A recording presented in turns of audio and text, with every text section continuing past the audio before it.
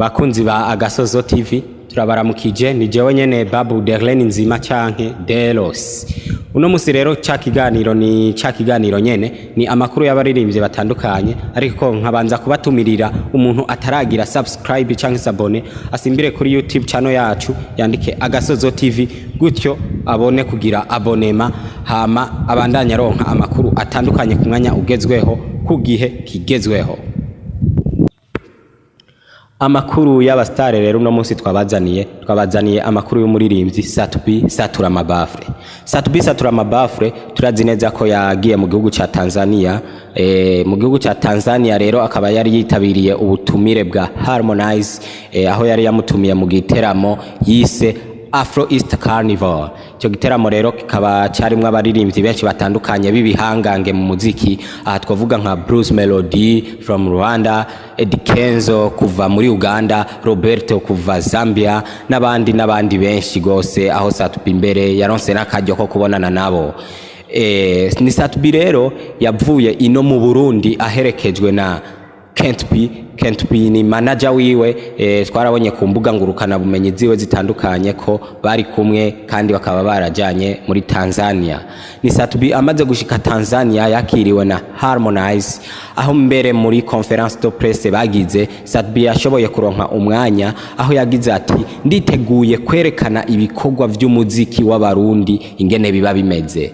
Ni Satubi rero biboneka ko yabikoze bigashimwa aho twabonye neza ko bashoboye kuza baratembera ahantu hatandukanye. Aha twavuga ko bari kumwe na Roberto twarabonye ku mbuga ngurukana bumenyi zitandukanye yuko bashoboye kugendera Konde Gang baragendera ibibanza bitandukanye by'ukuri kandi byari bimeze neza gose. Ni Satubi rero ku munsi wiwe wo guperforminga kuri scene Satubi yarashoboye kuronka akajyo ko kuja kuri scene aho yashoboye kwerekana ko vraiment vy'ukuri umuziki w'Uburundi ukomeye. Ni Satubi yashoboye kuririmba indirimbo nka Hug Me, Beautiful, eka n'indirimbo yiwe shasha Dawa yarashoboye kuyiririmba ngaho kuri scene aho byabonetse ko aba Tanzania baryohewe gose, baryohewe ku rugero rushimishije aho mbere twovuga ati Satubi yubahwe gose.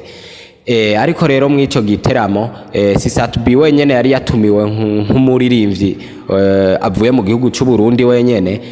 Twabamenyesha ko na Big Fizzo yari yatumiwe mwico giteramo ariko akaba atashoboye kwashika kumvo zuko yari afise igiteramo nawe i Paris mu Bufaransa.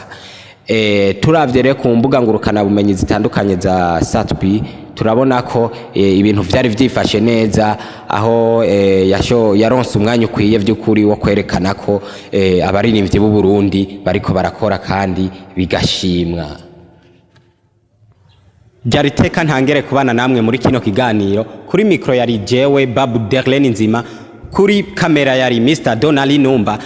Ndabasezera ngira nti abatarakora subscribe kuri YouTube channel yacu nibagende bandike Agasozo TV bace bagira abonema gutyo babandanye baronka amakuru atandukanye mu mwanya ugezweho kandi amakuru agezweho. Ciao ciao.